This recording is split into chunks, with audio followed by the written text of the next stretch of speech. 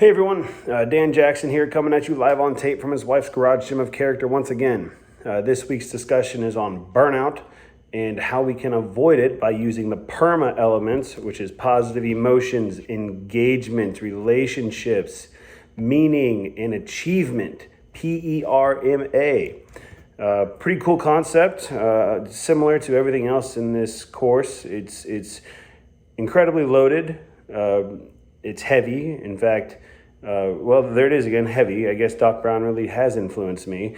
But the concept of using PERMA to help an athlete or an individual avoid burnout is something that's quite enjoyable, because as a coach, it can help us identify ourselves, where our degree of our burnout is within that acronym.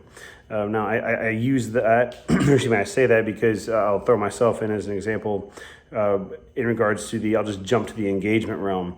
I find myself to be in my element, quote unquote, whenever I'm presented an opportunity to discuss with kids that have gotten to the point where, actually not kids, athletes, when they have gotten to the point where burnout may be in question.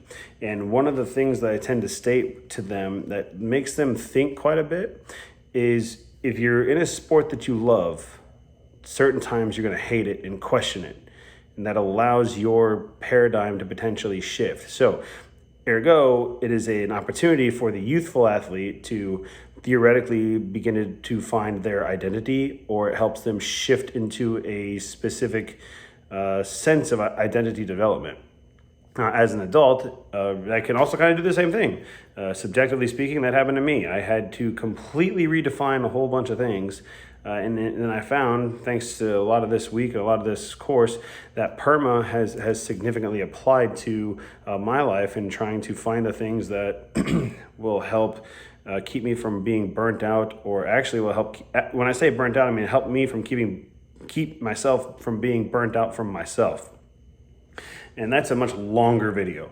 But if we are approaching an athlete who we're trying to avoid or aid them in not establishing burnout, following the steps of PERMA, the first of positive emotions, the biggest thing is retraining the brain to essentially combat negativity and focus more on the positives in life. So, for example, like seeking out the positive experiences. Now, our awesome opportunity as a coach, or as coaches, is to assist in guiding these athletes to find those positive experiences and how they can use these positive experiences they're learning currently and maybe help cope with the past, worry less about the future, and be more present. So there's more of a meaningful nature, or a mindfulness nature, a mindfulness approach. And that's unique, because that can help eliminate all the negative self-talk, theoretically, and increase the positive self-talk, which increases self-efficacy, as we've discussed before. Now, in regards to the state of engagement, and kind of like I just said, like sometimes the kids will, we as coaches, like I provided you where I personally thrive. Well, we can aid the kids in finding their strengths. For example, we can allow them to seek out a degree of creativity. So I'll use swimming as an example, since it's the main sport that I coach. We can say, hey, here's a question for you. Is the feel for water, that phrase, literal or figurative? They get provided an answer, and they say, well, let's think about it. You make water do what it needs to do for you to go forward. So how can you be creative enough to get that manipulation to work for you? And then that's an interesting / silly thing. But then moving on to the meaning, the relationship aspect, like that's huge. Like meaning.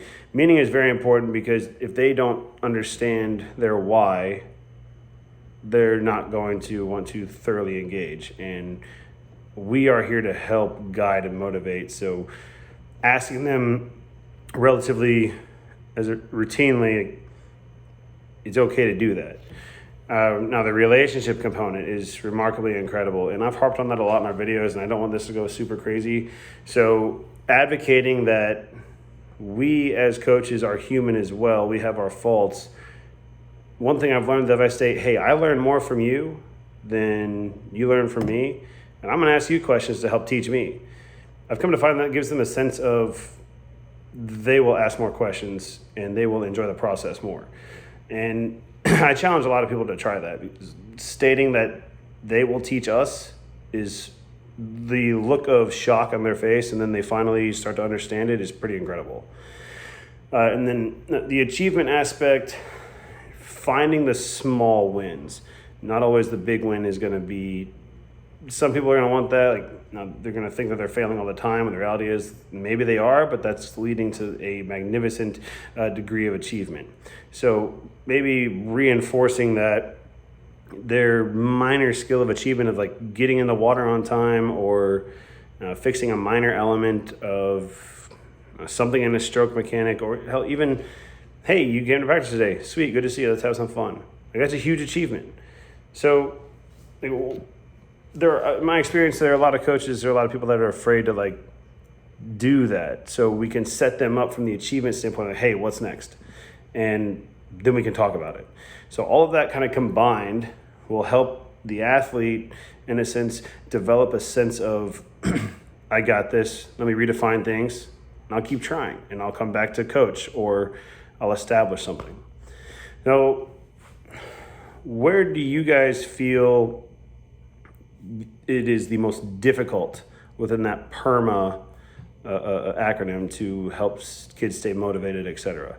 Is it so complex but so unique and so much fun for both parties, because we as coaches are also susceptible? So I'm curious you guys' thoughts on that. Thanks for watching. Have a great day.